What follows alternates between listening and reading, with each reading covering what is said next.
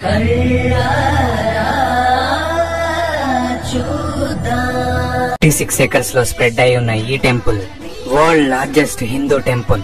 81 ఆలయాలు, 39 మండపాలు, 21 గోపురాలు, 7 ప్రాకారాలు కలిగిన ఈ ఆలయాన్ని చోళులు, పాండ్యులు, హోయసల, విజయనగర సామ్రాజ్య రాజులు కలిసి తరాల పాటు నిర్మించారు. ఇదే మన తమిళనాడులోని శ్రీరంగం. శ్రీరంగం అనగానే ప్రతి ఒక్కరికి గుర్తొచ్చేది మాత్రం ఈ రాజగోపురం. ఇది నిజంగా గోపురాలకే రాజు. 13 అంతస్తులు, 236 అడుగుల ఎత్తుతో ఉన్న ఈ గోపురం ఏషియాలోని అతి పెద్ద గోపురం. అయితే ఇది నిర్మించటానికి దాదాపు 400 ఏళ్లు పట్టింది.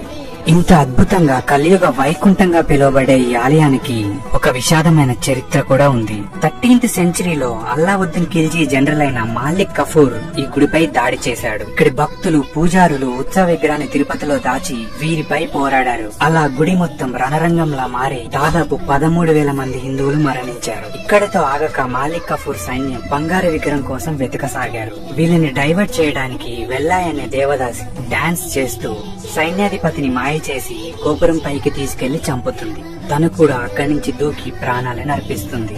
మీరు చూస్తే గుడిలో 20 గోపురాలు రంగులతో అద్భుతంగా ఉంటే ఒక్క ఈ గోపురం మాత్రమే తెల్లగా ఉంటుంది. తన త్యాగానికి గుర్తుగా ఈ గోపురాన్ని ఎప్పుడు తెల్లని సున్నంతో ఉంచుతారు. చూశారు కదా, శ్రీరంగం ఒక ఆర్కిటెక్చరల్ మార్వెలే కాదు, ఎన్నో త్యాగాలతో మన కోసం దాచిన ఒక అద్భుతం.